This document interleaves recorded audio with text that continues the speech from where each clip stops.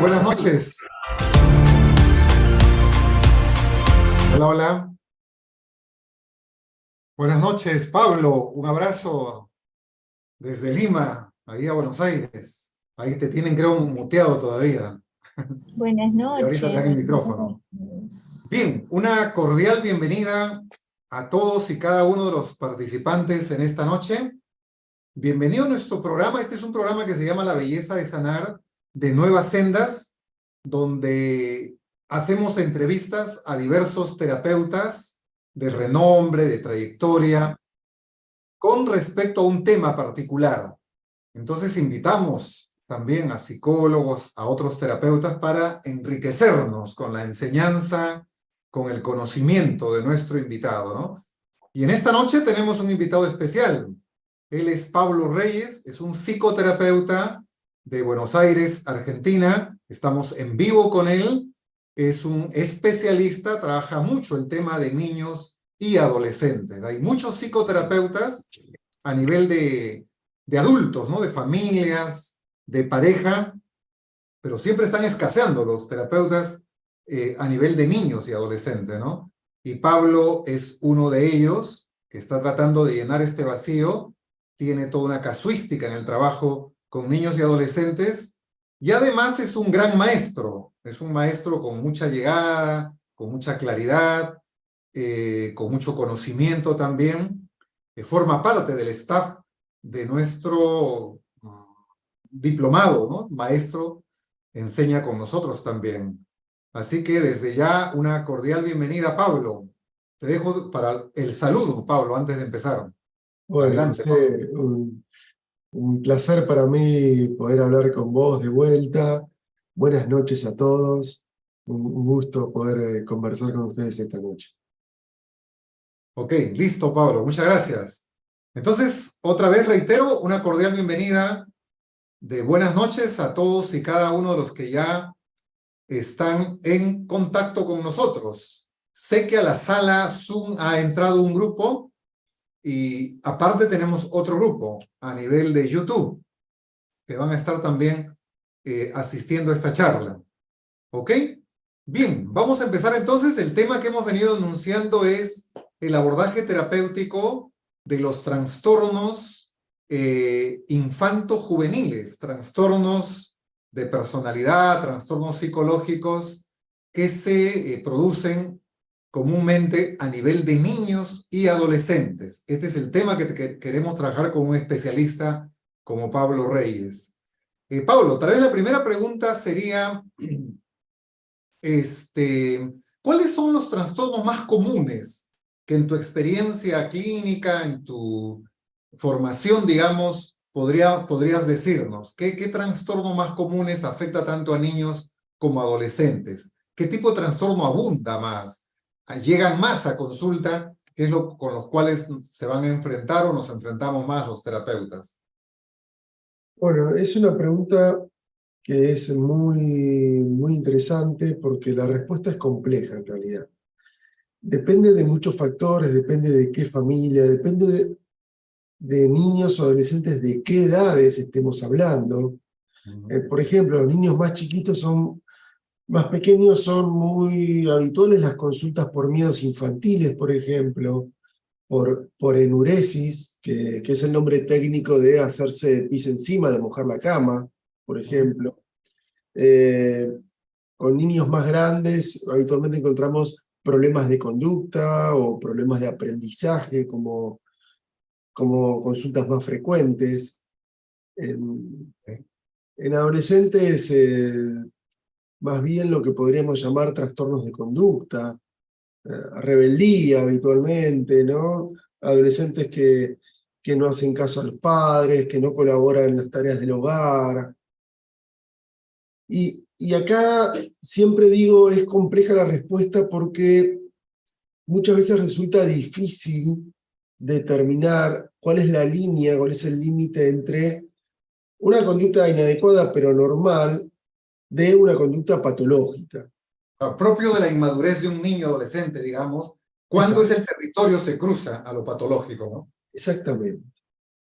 Y ahí hay que evaluar caso por caso. No se puede, Claro, me parece a mí, hacer una generalización absoluta. exacto, exacto. De hecho, es complejo, ¿no? Porque una de las cosas que tenemos que cuidarnos los terapeutas es etiquetar a un niño, a un adolescente, ¿no? Porque podemos estar dañando sus vidas ahí, ¿no?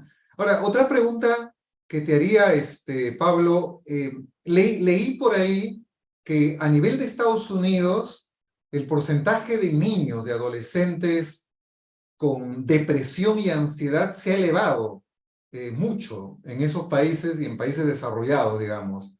¿Qué puedes opinarnos al respecto, no sé, a nivel de tu país, de Latinoamérica, con respecto a esto de la depresión y la ansiedad, que a nivel de adultos abunda, pero que también un niño, un adolescente que está en la plenitud de su vida y que debe estar riendo, jugando, feliz, sin embargo los encontramos que también tienen depresión y ansiedad?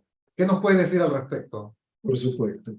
En primer lugar, no sé si podría hablar específicamente de Estados Unidos sin vivir ahí, pero por supuesto que la cultura estadounidense nos invade de muchas maneras y tenemos mucho contacto con lo que pasa en ese país. Y, y yo creo que está muy asociado a la enorme casuística que hay de obesidad, por ejemplo, ¿no? Y digo está muy asociado porque son problemáticas que a veces van de la mano, pero que tienen que ver con un estilo de vida que cada vez se está asentando más, de niños más encerrados en la casa, de niños que, que están más solos, y entonces se usa los famosos chupetes electrónicos, ¿no? La tablet, las pantallas en general, y el estilo de vida que nosotros consideraríamos habitual, por ahí que responde más bien a nuestras propias infancias, de estar en la calle, estar en un parque jugando con otros niños, hoy cada vez se ve menos, ¿no? Respondiendo a que los padres necesariamente, ambos padres tienen que trabajar y por ahí no tienen el tiempo físico para llevar a los niños al parque. Tiene que ver porque hoy lo normal, lo habitual, lo común es que los niños se contacten a través de las consolas de videojuegos entre ellos y no presencialmente. Exacto. Esto creo que más allá del país, creo que nos atraviesa a todos. Un comentario común yo tengo 46 años, un comentario común con mis amigos cuando nos juntamos es que nosotros cuando éramos adolescentes, literalmente íbamos a tocar el timbre a la casa de un amigo si queríamos verlo. Hoy Exacto. eso no existe, hoy se conectan por WhatsApp, por Discord, que es una plataforma para comunicarse, a través de los videojuegos, de las consolas de videojuegos, etcétera, pero no existe tanto el pasar tiempo juntos físicamente, Exacto. dando vueltas, ¿no? Saliendo a caminar por el barrio, digamos. Exacto, ¿no? Es una realidad lamentable, ¿no? Hoy un poco desde la psicología social, un poco tal vez de la sociología también, nos revela que los hijos de este siglo, por lo menos, están más conectados con la tecnología, con el Internet, que con sus propios padres. Esto es una realidad, algo ya lo has descrito tú. Pero hablemos un poco de las consecuencias que pueden producirse de esta realidad, de esta experiencia, Pablo. Bueno, las consecuencias, si bien todavía no ocurrieron del todo, se están empezando a ver, ¿no? A ver, algo que siempre decimos en los cursos que damos en Nuevas Sendas es que nuestros padres, nuestros abuelos, tenían un modelo de crianza tal vez más firmes, con límites más claros, pero tal vez más alejados emocionalmente en relación a los estilos de crianza que utilizamos nosotros. Y yo creo que no hay uno mejor, otro peor, cada uno tiene sus ventajas y sus desventajas. Muchos de nosotros de niños no nos osábamos a desobedecer a nuestros padres, y hoy vemos muchos desafíos en los adolescentes, en los niños hacia los padres y muchas dificultades en los padres para establecer límites claros, ¿no? Justamente uno de los temas que abordamos en Nuevas Sendas en las clases que damos es todo el tema de la problemática de los límites y cómo aplicar límites, porque tenemos que entender que los límites son buenos, los límites cuidan, ¿no? Ya hace más de 100 años Freud hablaba de la importancia de decir no de un padre a un hijo, y sin embargo, hoy encontramos habitualmente en la clínica, en nuestra práctica clínica, padres que tienen miedo a decirle que no a sus hijos porque tal vez los podrían dejar de querer, por ejemplo. Cuando sabemos que no es así, pero como siempre decimos, ningún niño viene con un libro de instrucciones abajo del brazo cuando nace, ¿no? Y a veces Claro, tenemos que poder trabajar con estos papás la mejor forma de poder criar a sus hijos. claro. Hoy, antes se decía que los hijos tenían cierto temor a los padres. Hoy día es a la inversa, son los padres los que tienen cierto temor. Es evidente, Pablo, que se está viviendo una crisis de autoridad, a nivel político, a nivel social también, ¿no? Entonces, y obviamente también a nivel de familia, la crisis de autoridad de los padres. Y por eso hoy los hijos, como tú bien decías, pues cuestionan, traspasan los límites o no los tienen claros y se generan una serie de conflictos. ¿Qué nos podrías decir con respecto a la autoridad de los padres? ¿Cómo lo ves? ¿Cómo lo evalúas? ¿Y qué impacto está teniendo en la vida de sus hijos? Yo coincido plenamente con la lectura que vos estás haciendo de esta situación, que es una situación social, que nos atraviesa a todos. Y eso es importante entenderlo, porque no se puede restringir solamente a entenderlo como un fenómeno de anormalidad individual. Algo que tiene muy lindo el paradigma sistémico de la psicoterapia, que es algo que decía muy claramente Salvador Minucci, ¿no? Los modelos tradicionales de psicoterapia establecían que el problema estaba dentro de la cabeza de la persona. Nosotros entendemos que esa es solamente una posibilidad, también puede estar en el contexto de la persona o en la relación de la persona con ese contexto. Entender eso también nos brinda mayores posibilidades de abordaje de algún problema. Que hoy haya claras dificultades en la autoridad, concretamente de los padres con respecto a sus hijos, también se ve en la autoridad de los maestros en la escuela, también se ve en la autoridad o en la falta de autoridad de los líderes institucionales en la sociedad, ¿no?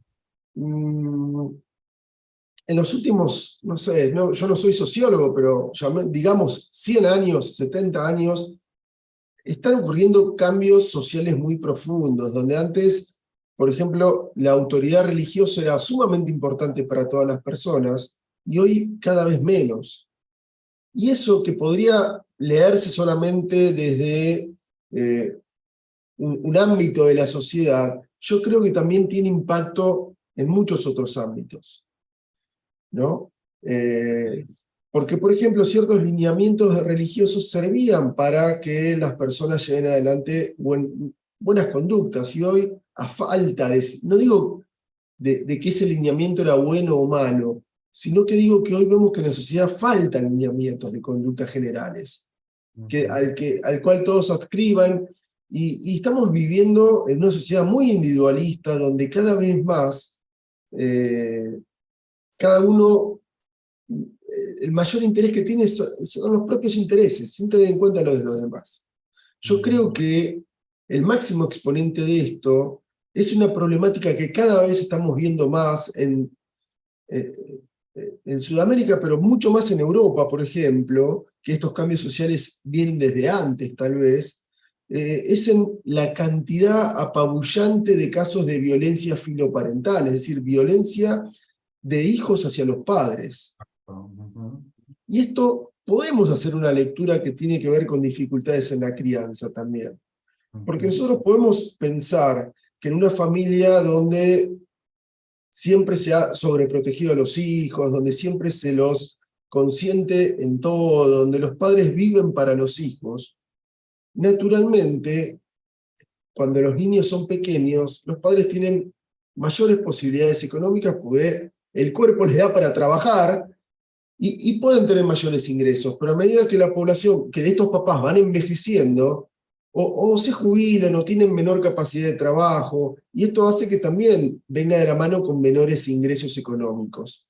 Y estos hijos que están acostumbrados a tener lo que querían es, papá me quiere de Europa, bueno, está bien, porque no sé, porque mis amigos van a Europa, yo me quiero de Europa, bueno, está bien. Y los padres por ahí se endeudaban para poder pagar esos costosos viajes. Quiero la mejor ropa, quiero un auto. Llega un momento que los padres ya no pueden responder más a esas demandas. Pero estos hijos que se han criado en ese ambiente, lamentablemente no han aprendido a valerse por sí mismos. Siempre han dependido de que los padres complazcan todas estas demandas, y cuando los padres ya no lo pueden hacer, empieza a aparecer la violencia ante la frustración, ¿no? Como una respuesta, digamos, primitiva pero lógica, lamentablemente, a la nueva situación económica de estos jóvenes que ya, en muchos casos son adultos, pero siguen relacionándose con los padres como si fueran niños pequeños, ¿no? De la demanda. Ok, claro que sí, Pablo. Otra realidad también que, que sufren los niños y adolescentes de ahora es la crisis no solo de la autoridad, sino de la familia.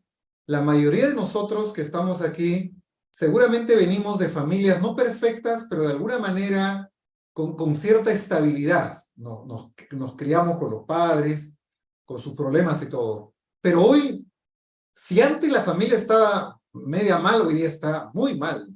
O sea, hay mucha crisis de conyugalidad, mucha crisis de desestructuración de la familia, ¿no? Hoy se habla de la familia ensamblada, las familias monoparentales. Tenemos que inventar categorías sociales nuevas para poder explicar esos nuevos fenómenos, que finalmente nos están diciendo que los hijos se crían con un tipo de familia que no termina siendo familia allí. Entonces, ¿qué nos podrías decir al respecto, Pablo, con respecto a esa desestructuración de la familia y al impacto psicológico en los hijos? Yo creo que estamos en una etapa de transición social muy importante, que lleva muchos años porque lo estamos viviendo nosotros, pero si lo viésemos desde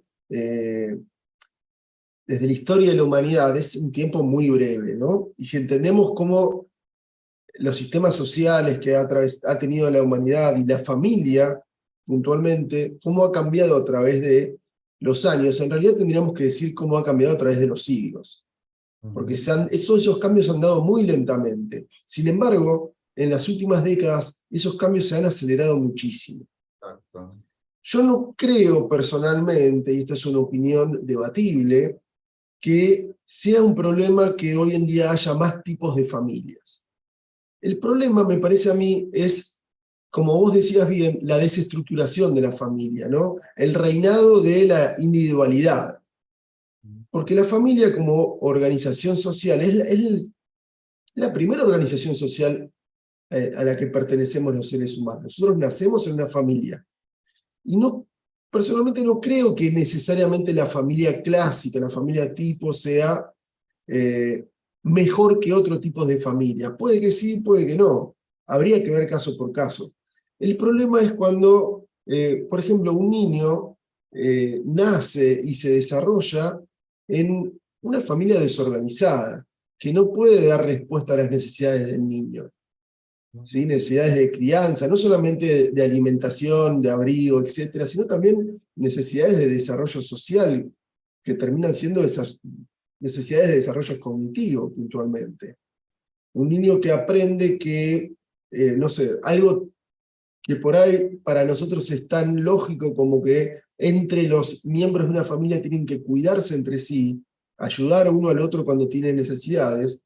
En muchas familias que hoy vemos hoy en día, esto no se aprende, no se ve, porque no se vive, simplemente no ocurre. Cada uno está en la suya, mientras no hay problemas funcionan más o menos, y cuando hay problemas, bueno, Ujú.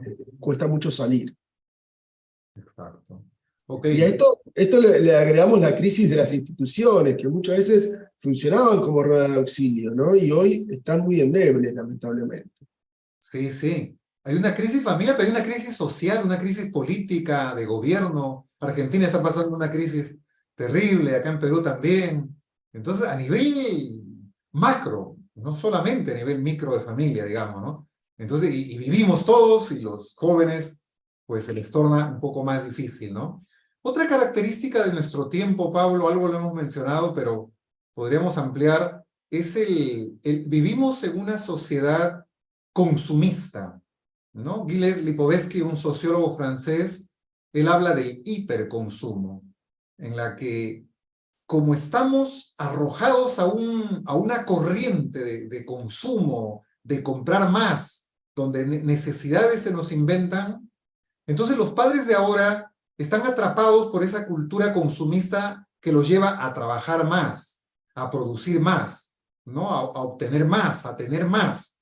Entonces, sin darse cuenta, caen en un abandono afectivo de los hijos. Entonces, ahora como que los hijos crecen huérfanos con padres vivos, ¿no? Y el internet o la tecnología termina siendo sus nanas, y los padres creen que porque, bueno, proveen de todo lo material y lo económico, creen que están haciendo una buena función. Pero hay algo mencionaste tú, el individualismo, en el sentido que los chicos al final crecen en una soledad familiar, parental, que buscan llenarlo, reemplazarlo, pues, con sus pares a través de los videojuegos, ¿no? De internet o algo así, ¿no? ¿Qué nos puedes comentar al respecto, Pablo? Y yo creo que eso es un juego para poner un nombre, ¿no? Una forma de relacionarse de dos vías. Los niños reclaman eso y los padres se relacionan con el niño a través de eso. No sé si es primero el huevo o la gallina, no sé por dónde va, no sé si interesa, pero sí entiendo que es en esta crisis social tan individualista, donde cada uno está muy metido en sus propios deseos y problemas y tiene poco tiempo para mirar al que tiene al lado, digamos, esto resulta fácil o factible muchas veces. Y distingamos bien las situaciones familiares donde los padres tienen que trabajar todo el día porque si no los hijos no comen, digamos situaciones económicas más extremas, que no queda otra, lamentablemente, de esas situaciones donde por ahí se vive con cierto nivel de opulencia, pero Se quiere no, más. se descuida a los hijos, ¿no? En ese sentido. Nosotros tratamos de trabajar ampliando la familia, el sistema familiar, como le decimos técnicamente, porque a veces si los padres no pueden estar presentes, por ahí pueden estar presentes los abuelos o los tíos, pero es muy importante en que estos niños no queden solos o huérfanos con padres vivos, como vos bien decías. Ujú. Ok, sí, esa es una realidad, ¿no? Que la tenemos que vivir, enfrentar allí, ¿no? Ahora, Pablo, estamos por iniciar un diplomado de niños y adolescentes donde tú vas a estar participando como ponente, como maestro, y como tal, quería preguntarte acerca de, tal vez, ¿qué características debe tener un terapeuta para trabajar con niños y adolescentes? ¿Exige una preparación diferente a otras áreas? ¿O qué nos podrías indicar tú? Es una pregunta muy interesante. Yo siempre digo que cualquier terapeuta, ya sea la población con la que trabaje o el grupo etario con el que trabaje, tiene que tener ganas, en primer lugar. ¿Sí? Tiene que tener ganas de trabajar, tiene que tener ganas de ayudar al otro. ¿Sí? Pero también tiene que tener formación, es importante. Y también tiene que tener trabajo propio de terapia para conocerse. Porque si yo estoy trabajando con un paciente, sea un niño, un adolescente o la familia entera, y tengo determinada emoción, se me presenta determinada emoción, yo tengo que ser capaz de detectarla, de darme cuenta que me está pasando algo y poder preguntarme, ¿eso que me pasa tiene que ver conmigo o tiene que ver como una respuesta a lo que está pasando con mi paciente, por ejemplo? ¿Me conviene explicitar esta emoción o mejor no explicitarla, mejor guardarla? Y eso necesita un espacio de trabajo personal, un espacio de supervisión, ¿no? Los terapeutas muchas veces trabajamos muy solos con nuestros pacientes. Y poder revisar qué estamos haciendo es fundamental, porque muchas veces con la mejor de las intenciones podemos estar equivocándonos. Y que alguien con conocimientos específicos, con experiencia, etcétera, pueda revisar lo que estamos haciendo, es muy útil tanto para nosotros como para nuestros pacientes, ¿sí? De todas maneras, respondiendo específicamente a esta muy buena pregunta, a mí me parece que tenemos que tener interés por el mundo, por ejemplo, de los niños, por el mundo de los adolescentes. Si yo voy a hablar con un adolescente y este adolescente me dice, sí, a mí me gusta la música K-pop, ¿no? La música del pop coreano, que está ciertamente de moda. Y yo digo, qué fea música, y difícilmente me puedo conectar con ese adolescente. Si yo hablo con un niño de 2 años que está jugando a un videojuego de fútbol, yo tengo que saber de qué se trata ese videojuego, tengo que poder jugarlo alguna vez para entender de qué me está hablando este niño.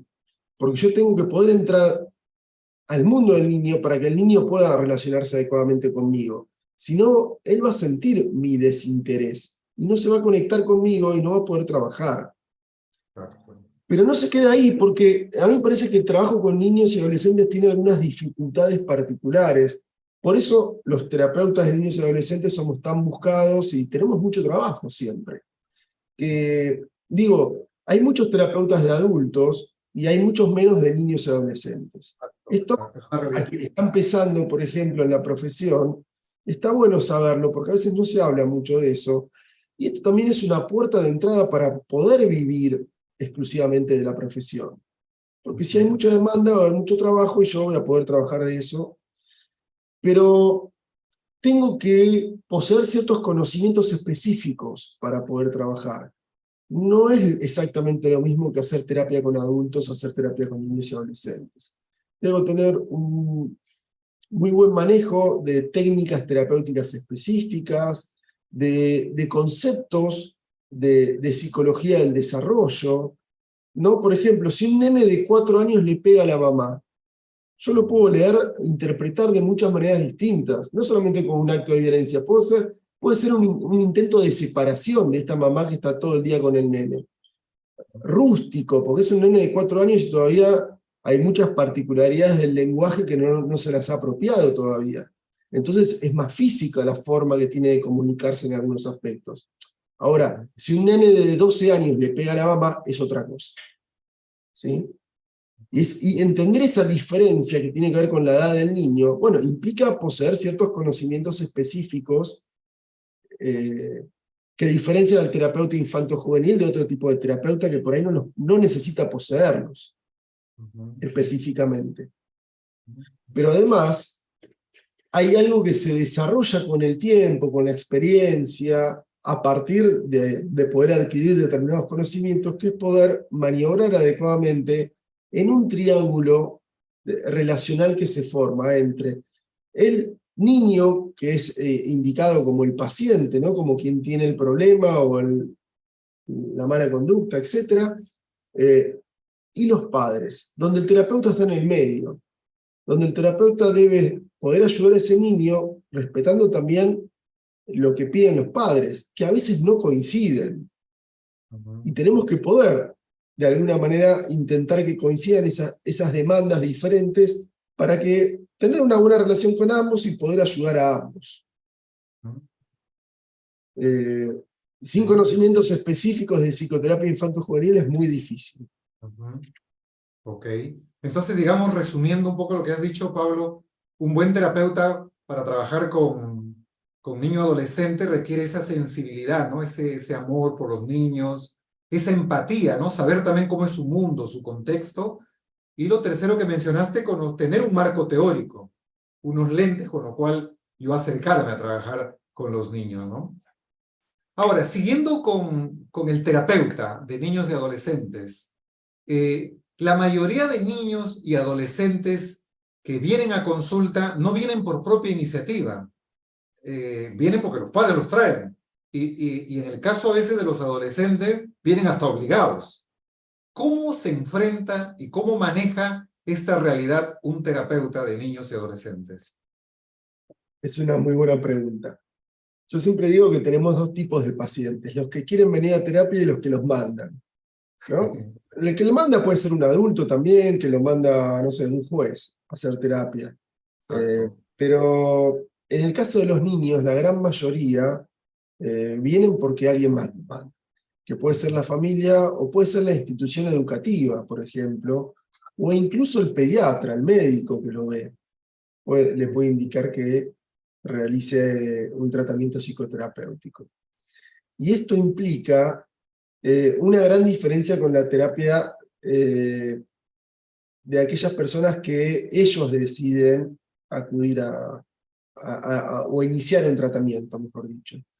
Si un adulto, por ejemplo, tiene ataques de pánico, por ejemplo, ¿no? A una guardia médica porque piensa que se va a morir, que va a tener un infarto, y lo revisan, le hacen estudios, está todo bien, y le dicen probablemente sea un problema de ansiedad, esto, el nombre que tiene es ataque de pánico, estaría bueno que visite a un psicólogo y a partir de esa visita inicie un tratamiento. Ya esa persona cuando viene sabe qué es lo que viene a buscar y sabe que tiene que colaborar con el terapeuta para que sus síntomas disminuyan y se sienta mejor. Con un niño tenemos que hacer todo un trabajo previo de establecer una buena relación, porque somos un adulto que no conoce y de repente tiene que venir a hablar con nosotros porque alguien se lo indica. Y recién cuando hay una buena relación vamos a trabajar sobre el problema que trae a terapia, ¿sí?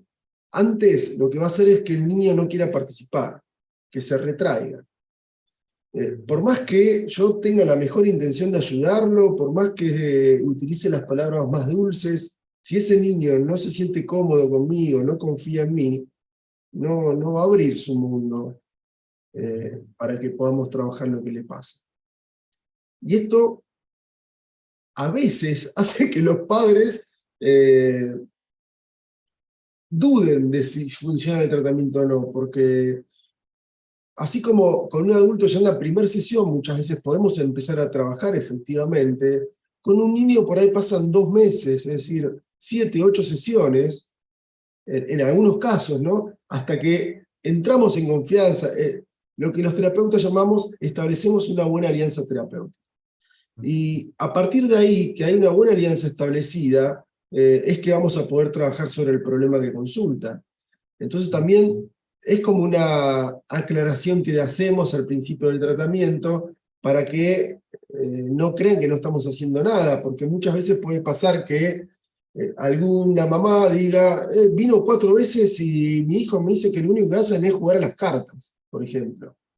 Y yo lo traigo acá para que lo ayudes en su problema de conducta porque se enoja y empieza a romper todo. Entonces, nosotros tenemos que hablar con claridad con los padres de cómo va a funcionar el tratamiento para que entiendan esto. Ahora, una vez que logramos una buena alianza terapéutica, los tratamientos suelen funcionar mucho más rápido que con un adulto en lograr cambios. Y eso es lo maravilloso que tiene trabajar con niños y adolescentes. Son muy plásticos en ese sentido. Los cambios se les dan bien, ¿no? Siempre y cuando entiendan que están en una persona que los respeta, que los cuida, eh, que tiene ganas de ayudarlos. Exacto. Ok, excelente. Has hablado de un tema muy importante, la alianza terapéutica. En el diplomado que estamos por organizar y abrir, vamos a estar profundizando.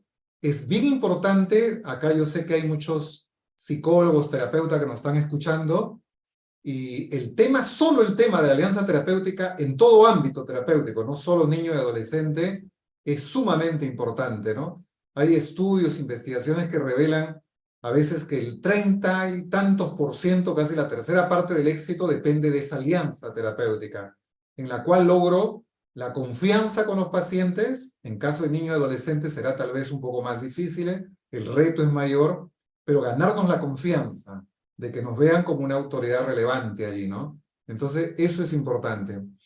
Estaremos compartiendo entonces, ¿no?, con Pablo en este diplomado acerca de la alianza terapéutica. Ojo, todos los terapeutas nos están escuchando. Es importante aprender esto, ¿no? Volviendo a otra pregunta, Pablo. Otro tema muy común que nos encontramos en la práctica clínica es cuando viene el padre o la madre también con un hijo adolescente y hay un choque en que el hijo adolescente reclama más autonomía y los padres o uno de ellos más control. Entonces hay ese choque allí. Entonces nos encontramos ante un caso en que uno exige mayor independencia, mayor autonomía, mayor espacio, y los padres pues piden y exigen más control. ¿Cómo abordar ese tema, Pablo? ¿Cómo trabajarlo como terapeuta? Bueno, ciertamente es una situación que vemos mucho en nuestra práctica clínica, pero también es muy compleja. Es muy compleja porque tenemos que tener muy en cuenta las características individuales de cada familia para poder abordarlo. Digo, no es lo mismo una familia muy tradicional, con normas un poquito más rígidas, que una familia, llamémosla, más liberal o más progresista, con normas más flexibles, ¿sí? Ninguno de los dos estilos de familia está bien o está mal. Nosotros tenemos que poder entender cómo funciona esa familia y adaptar nuestras intervenciones a esa familia en particular. Va a haber situaciones clínicas donde tal vez funcionemos como simplemente un mediador, ¿no? Donde se pueda en la sesión cada uno expresar lo que quiere, lo que necesita, lo que le parece adecuado, y el otro poder escucharlo, lo que muchas veces no ocurre en las casas porque empiezan a pelearse, y cuando la gente pelea no se escucha. O por ahí esa necesidad de mayor autonomía puede responder, por ejemplo, a una necesidad concreta de desarrollo, donde en una familia con con padres muy sobreprotectores, le impiden a este adolescente desarrollarse adecuadamente en el ámbito social, ¿no? Salvador Minuchin decía que una de las funciones, si no la más importante de las familias, era criar hijos que se puedan integrar a la sociedad y a su vez desarrollar sus propias familias. Y muchos padres, con las mejores de las intenciones, muchas veces obstaculizan ese desarrollo por los miedos al mundo, ¿no?, que a veces se tienen. Y está bueno poder trabajar en la necesidad de que los hijos salgan al mundo y se enfrenten a veces con dificultades y aprenden a superarlas. Pero esto, y es muy importante aclararlo, no porque los padres o las madres sean malos padres, simplemente porque algunas cosas que están haciendo no les están sirviendo, no son adaptativas para sus hijos en este desarrollo que necesitan lograr. Y porque nosotros no buscamos culpables, no buscamos señalar a alguien con el dedo en el consultorio y decirle usted tiene la culpa de este problema, porque entendemos que no los hay, son algunas conductas las que no funcionan y hay que corregir, a veces un poquito y a veces reemplazándolas con otras, para que haya armonía familiar, la familia recupere cierto equilibrio donde nadie esté en una situación de sufrimiento, digamos. Pero es un tema muy, muy complejo y muy necesario de que los terapeutas aprendan a desarrollar en cuanto a sus capacidades técnicas como terapeutas, ¿no?, para lidiar efectivamente con ese tipo de consultas. Ok, Pablo. Otra realidad que también enfrentamos en nuestra práctica clínica es el tema de las adicciones. Las adicciones a la internet, a la tecnología, a algunos a la droga, a la ludopatía, en la que caen los adolescentes, los jóvenes, ¿no?, allí. Al respecto, ¿cómo es el abordaje terapéutico en estos casos? Desde tu óptica, ¿qué nos puedes decir, Pablo? Mira, en el curso que estamos empezando, ya la semana que viene, vamos a tener una clase específicamente dedicada a eso, ¿no?, el abordaje de las conductas, o mejor dicho, los consumos problemáticos en adolescentes. Hoy, lamentablemente, estamos viendo no solamente consumo de sustancias, sino muchos consumos de pornografía, por ejemplo, con la facilidad que brinda Internet de acercarse a la pornografía. Y lamentablemente este es un problema muy grave porque para muchas personas, y no solo adolescentes, pero yo diría que principalmente adolescentes, es la educación sexual que reciben, ¿no? Como si la pornografía fuera siempre lo correcto a desarrollar en una relación sexual, dejando de lado el afecto, dejando de lado la comunicación, y es un problema grave. Pero también estamos viendo en adolescentes muchos problemas de ludopatía.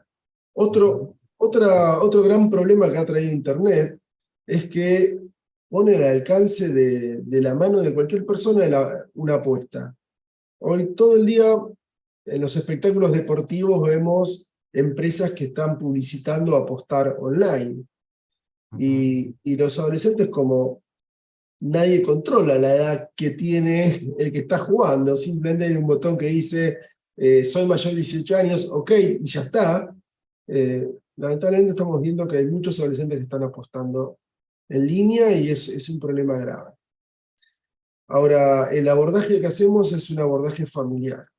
Es un abordaje familiar porque la familia tiene que ser parte de la solución a este tipo de problemas, ¿sí? Si bien muchas veces es parte del problema, porque estamos hablando de adolescentes que están muy solos, como decíamos hace un ratito nada más, de niños que crecen muy solos, se convierten en adolescentes que están solos, y bueno, la forma de empezar a solucionar esos problemas es hacer un abordaje familiar donde toda la familia participe en crear una dinámica familiar diferente, mejor, más sana, para poder solucionar esos problemas.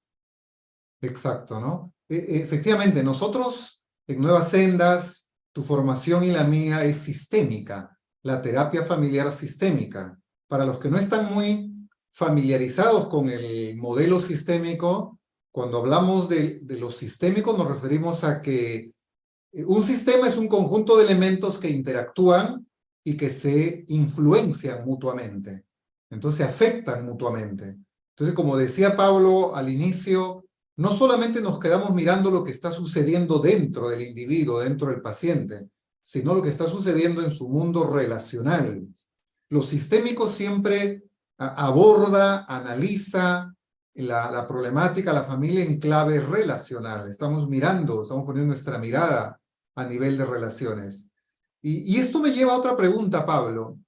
Cuando los padres traen a un niño o a un adolescente, los padres vienen con la narrativa de que, pues, dentro de él está el problema, dentro del niño, del adolescente, ¿no? Algo le pasa dentro de él, algo está funcionando mal, algo está desperfecto, entonces usted, doctor, como terapeuta, arréglelo al niño y al adolescente. Nosotros no tenemos nada que ver acá, usted arregle, vamos a pagar para que usted lo arregle. Esa es la narrativa con la que vienen. ¿Cómo enfrentamos y abordamos esta realidad, Pablo? Hay un chiste de una situación recurrente, es que muchas veces vemos como los papás nos dejan a su hijo en el consultorio como quien lleva el auto al mecánico. Y es esta frase que vos decís, arréglemelo, doctor. Y bueno, el terapeuta tiene que desarrollar la habilidad de poder integrar a estos papás en el tratamiento, a estas mamás en el tratamiento, o a veces la abuela, quien sea que esté a cargo de este niño, porque vamos a tener muchas más posibilidades de encontrar soluciones a estos problemas, ¿sí? Algo muy interesante que tiene el modelo sistémico es que no es un modelo lineal. Digo, el modelo biomédico tradicional busca una causa física para poder solucionar el problema que tiene, no sé, de dolor en un dedo una persona. Busca un golpe, una lastimadura, etc. Nosotros entendemos que todo problema humano siempre es multicausal. Y de alguna manera, como estos problemas se dan en la relación entre personas, tenemos que entender que en las familias muchas veces vemos que hay algo que está haciendo la familia que sostiene el problema en el tiempo. ¿Sí? Entonces no resulta tan importante cómo empezó todo, sino que por ahí ponemos el foco en qué está sosteniendo el problema para poder desarmar eso y que el problema deje de ocurrir. Que responde a un modelo, podemos llamar biopsicosocial, si lo queremos ver desde la ciencia médica, más que un modelo biomédico, ¿no? Pero es muy importante abordar eso porque nosotros, con un niño que, no sé, le tiene miedo a los perros, por ejemplo, vamos a trabajar con el niño en que vaya superando ese miedo, pero también vamos a trabajar con la familia en que dejen de hacer un montón de cosas que hacen con la mejor de las intenciones, pero sostienen el problema. Un niño que le tiene miedo a los perros, y si supongamos que vive en un vecindario donde hay muchos perros, probablemente todo el tiempo estén acompañando a ese niño a todos lados para que solo no tenga que enfrentarse a ver un perro, muchas veces detrás de una reja, pero no por eso da menos miedo.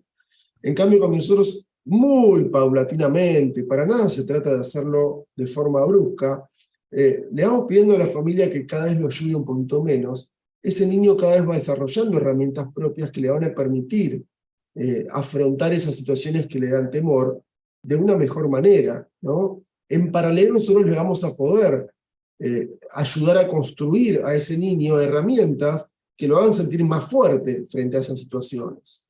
Entonces, abordamos los problemas desde distintos ángulos para lograr mayor efectividad. Ok, ok.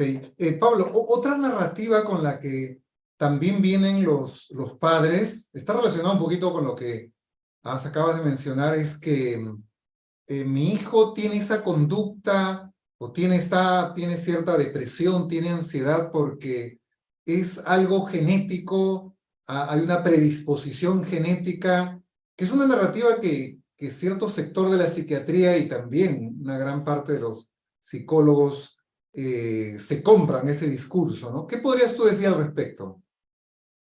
Yo creo que esto nos remite a viejas discusiones filosóficas de hace como 2 siglos entre lo innato y lo adquirido, ¿no?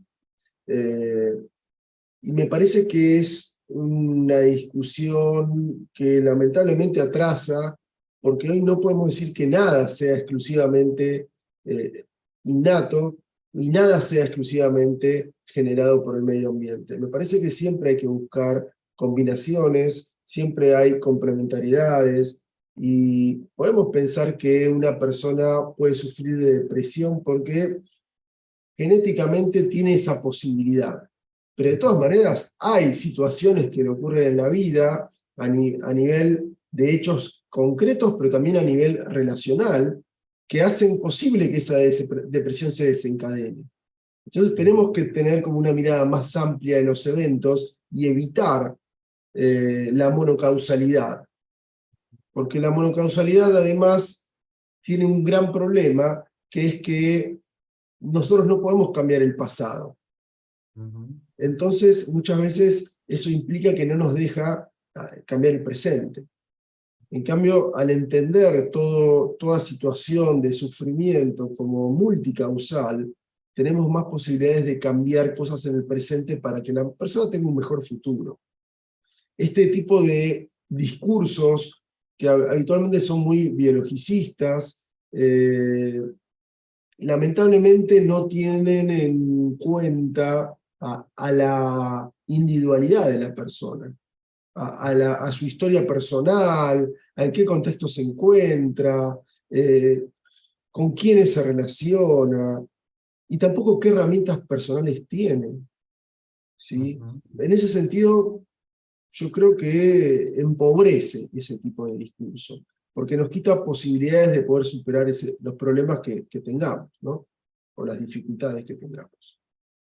Ok, otra realidad con la que también nos vamos a enfrentar los terapeutas, Pablo, es con los hijos que enfrentan el divorcio de sus padres, la separación de sus padres. Ya no solo las peleas y conflictos, sino el proceso de divorcio allí. Entonces muchas veces llegan los padres trayendo a sus hijos que están en un proceso de divorcio, y ellos se dan cuenta que están afectando al niño. ¿Cómo se trabaja ahí? ¿Cómo es el abordaje en ese proceso de separación, de divorcio, y cómo está afectando al niño que traen? Esa es una pregunta, podríamos hablar 4 días seguidos de esta pregunta, pero déjame simplificarla, y avisando que la estoy simplificando porque es mucho más complejo, en 2 cosas. En primer lugar, muchas veces frente a un proceso de divorcio, sorpresivamente nos encontramos con que los chicos están aliviados. ¿Por qué? Porque hay muchas situaciones familiares de peleas constantes, de gritos, de violencia, y cuando eso se termina, es un alivio más que un problema. Quiero decir, no es que el divorcio sea algo deseable en absoluto, porque creo que todo el tiempo escuchamos a niños, adolescentes y aún adultos que recuerdan el divorcio de sus padres cuando eran chicos como una etapa de mucho sufrimiento, ¿sí? Pero como toda etapa de crisis es muy difícil, hasta que las cosas se reacomodan y se pueden organizar bien. Y a veces es una oportunidad para estar mejor. Entonces, entendiendo esto, digo, el trabajo que tenemos que llevar adelante es en una suerte de ordenar la vida de estos chicos, que es muy difícil, justamente, y es la gran causa de muchos de los problemas que tienen los niños que están atravesando un divorcio de sus papás. La incertidumbre de hoy a dónde voy a dormir, hoy que, no sé, papá no le pasa plata a mamá y no tiene plata, o viceversa, y trabajar en organizar esa situación familiar para poder ayudar a esta familia a crear una nueva situación va a brindar mucha tranquilidad a los niños. Y la posibilidad de relacionarse adecuadamente con cada uno de los padres también, ¿no? Exacto. Pero de vuelta, es una simplificación que estoy haciendo. Exacto, claro, claro que sí, no se puede, ¿no? En el curso podemos ampliar un poco más, tal vez. Otro tema también que es muy real y que como terapeutas vamos a enfrentar seguramente de manera muy reiterada es que vienen mamás con sus hijos y no tienen al papá presente, o lo tienen esporádicamente, o aparece, desaparece, y como que no cumple el rol de papá en ese sentido. Entonces, mi pregunta va por, ¿cuál es el impacto del factor papá en la identidad de un niño, de un hijo? O sea, ¿es tan importante, no es tan importante si ya desaparece y la mamá lo educa? ¿Qué podrías decir al respecto, Pablo? A ver, vos dijiste una palabra clave, rol. Hay un rol paterno, hay un rol materno. No necesariamente la única posibilidad es que sea cumplido por el padre o por la madre. Muchas veces encontramos una madre soltera porque este niño ha sido abandonado por el padre, a partir de que se separó de la madre, por ejemplo, y de repente es el abuelo materno o un tío materno quien cumple el rol paterno, ¿sí? Esa figura de guía, de orientación, también de límites, también decir esto no se hace. Hay veces donde la madre cumple ambos roles. Me acuerdo en este momento de un caso donde era al revés. La madre desapareció y el niño se crió con su papá, y este papá cumplía ambos roles. En ese caso, como desde el modelo sistémico entendemos que es muy importante trabajar con los papás del niño que tiene el problema o que es indicado como quien tiene el problema, una de las cosas que hicimos fue ampliar el sistema. Es decir, incorporamos a otros miembros de la familia extensa para que ayuden a este papá solo a criar este niño. Y la verdad es que esto trajo alivio en el papá, mayor nivel de recursos a desarrollar en el niño. Nosotros trabajamos en que más allá de que de repente los abuelos participaban en la crianza de este niño, tenían que respetar la autoridad de este papá.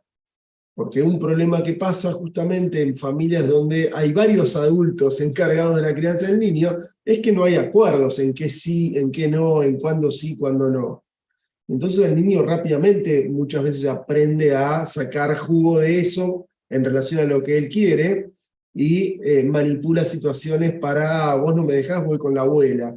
Ah, la abuela, vos no me dejás, me voy con el tío. Y así. Entonces también en ese caso puntual fue un trabajo importante que hicimos para que todos los adultos más o menos estén de acuerdo en cuáles eran los lineamientos de la crianza de este chico, y la verdad es que funcionó muy bien.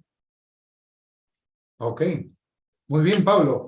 Entiendo que ya en Buenos Aires van a ser las 10:30 de la noche, ¿no? Entonces, estamos por eso ya llegando al final de esta entrevista. Quiero una última pregunta, o más que pregunta, tal vez una invitación, Pablo, que tú mismo le hagas a los presentes que están aquí en la sala Zoom, como también en YouTube, al curso que vas a estar dictando. Háblanos un poquito de qué temas vas a abordar, cómo va a ser la dinámica de la enseñanza y animarles y desafiarles a que puedan participar. Bueno, en principio quiero contarles, aunque tal vez ya lo sepan, que es un curso que va a tener muchos expositores distintos.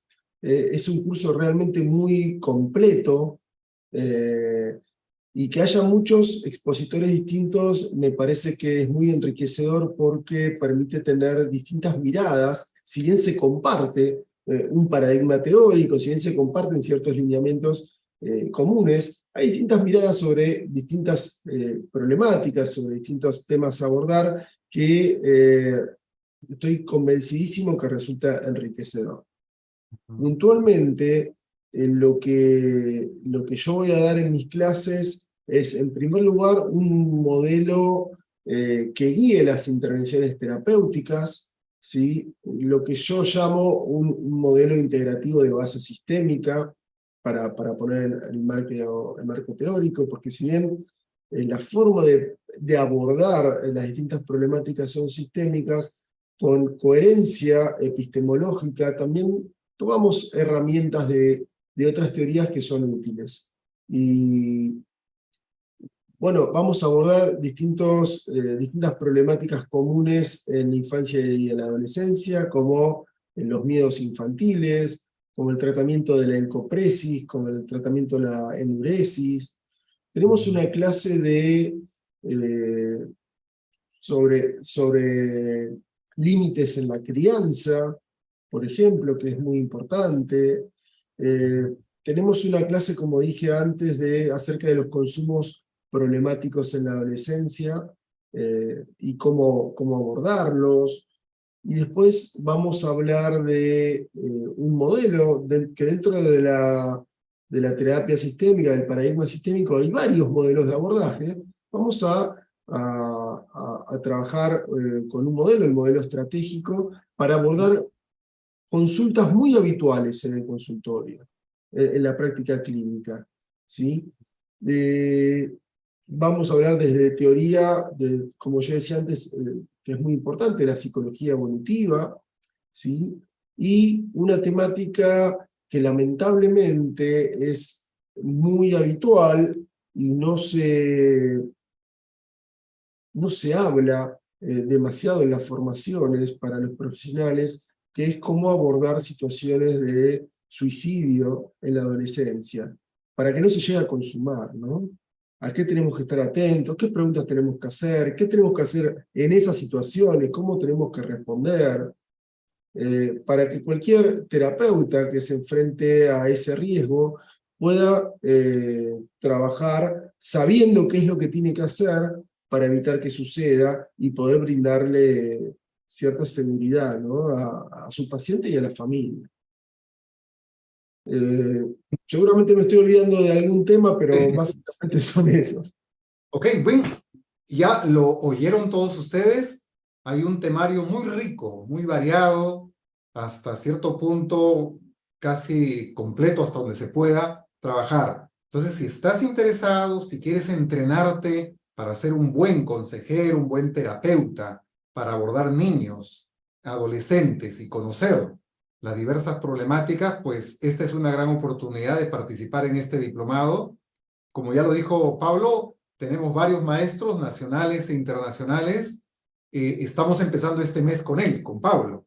Así que los animo a que se inscriban.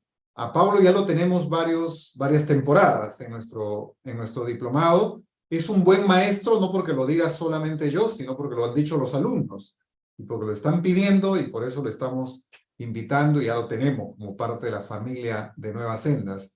Así que no se pierdan esta gran oportunidad de participar de este diplomado que estoy seguro va a enriquecer sus trabajos, su profesión también. Hemos llegado al final de esta entrevista, de esta charla. Pablo, muy agradecido contigo, en verdad, gracias, gracias. Estamos muy contentos de tenerte en Nuevas Sendas, de formar parte del staff de nuestro equipo de docentes, contentos de recibir tus enseñanzas. Hay muy buenos comentarios, como ya lo dije. Así que gracias también por esta hora que nos has dado libremente, ¿no? Para compartir con este público, con este escenario que hemos tenido, casi 200 aquí en Zoom y un grupo fuerte también seguramente en YouTube. Así que tus palabras de despedida, Pablo, y gracias de mi parte. Bueno, gracias a vos, José, por invitarme. Siempre es un placer conversar con vos. Gracias a todos. Y espero poder verlos la semana que viene en el curso, ¿sí? Con una particularidad. Les pido que hagan todas las preguntas que quieran, que me interrumpan, que digan, a ver, yo lo veo de esta manera, y eso, lejos de molestar, ayuda un montón. Porque el conocimiento lo tenemos que discutir, que crear, y mientras más preguntemos, más participemos, más dudemos también, mejor se afianza ese conocimiento y no se olvida rápidamente. Así que nos vemos la semana que viene. Excelente, ¿no? Sí, Pablo da mucha apertura, ¿no? A veces se tiene la fama que el argentino es un poquito egocéntrico, ¿no? Pero Pablo pareciera que no es argentino, como Messi, que parece que no es argentino, porque es humilde también, ¿no? Entonces Pablo también es abierto, humilde en ese sentido, ¿no? Bien, muchas gracias a todos los que han participado. Un abrazo para todos, otro abrazo para ti, Pablo, y nos estamos viendo el próximo jueves, que empezamos ya el diplomado. Ya, muchas gracias a todos los que han participado. Y ya cerramos la sesión, a menos que Claudia quiera decir algo, comentar algo. Más información respecto al diplomado en el chat. Ya muchos, o creo que todos, están en un chat, en un WhatsApp. Entonces, preguntas, inquietudes con respecto al diplomado, detalles, hagan la pregunta ahí y ahí se les va a estar absolviendo a cada uno de ustedes. Listo, muchas gracias. Un abrazo. Cuídense mucho. Nos vemos.